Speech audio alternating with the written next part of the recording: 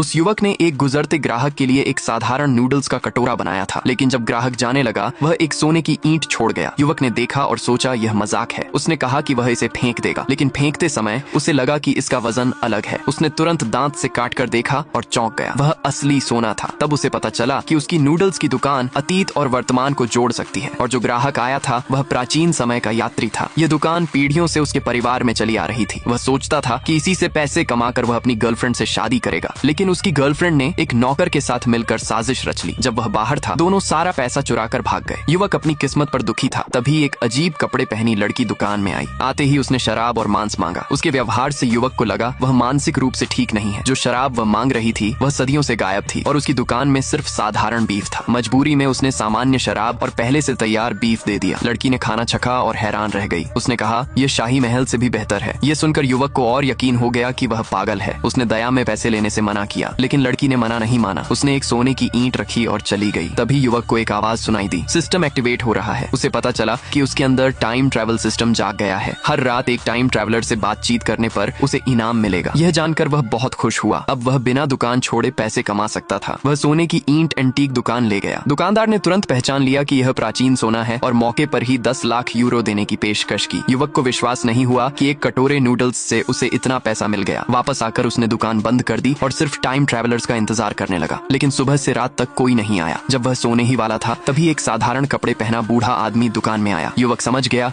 कि वह एक विद्वान है, इसलिए उसने बड़े ध्यान से खाना बनाया। बूढ़ा खाना खाकर बहुत खुश हुआ। खाना खत्म होने पर युवक बिल लेने गया, लेकिन बूढ़ा शर्मिंदा लग रहा था। उसने कहा कि उसके पास पैसे नहीं है। अगर युवक चाहे तो वह अपनी सुलेख पेंटिंग दे सकता है। युवक ने पेंटिंग खोली और चौंक गया। उस पर प्राचीन प्रधानमंत्री की मुहर थी। वह अपने साहित्य और पेंटिंग के लिए प्रसिद्ध था। युवक इतना कीमती उपहार लेने में संकोच कर रहा था, इसलिए उसने बदले में मिठाई दे दी। बूढ़ा उसकी ईमानदारी से बहुत खुश हुआ और जाते समय अपना पंखा छोड़ गया। युवक समझ गया कि पंखा कीमती है, इसलिए अगले दिन वह उसे एंटीक दुकान ले गया। वहाँ कई विशेषज्ञ मौजूद थे। जैसे ही उन्होंने पंखा देखा वे हैरान रह गए। वह असली पंखा था और उस पर प्रधानमंत्री के हस्ताक्षर थे। उसकी कीमत कम से कम 100 मिलियन यूरो आंकी गई। युवक ने दुकानदार पर भरोसा करके पंखा उसे सौंप दिया। उस रात उसने जल्दी नूडल्स बना लिए और ग्राहकों का इंतजार करने लगा, लेकिन इस बार फिर वही लड़की आई और आते ही उसने उसकी गर्दन पर तलवार रख दी।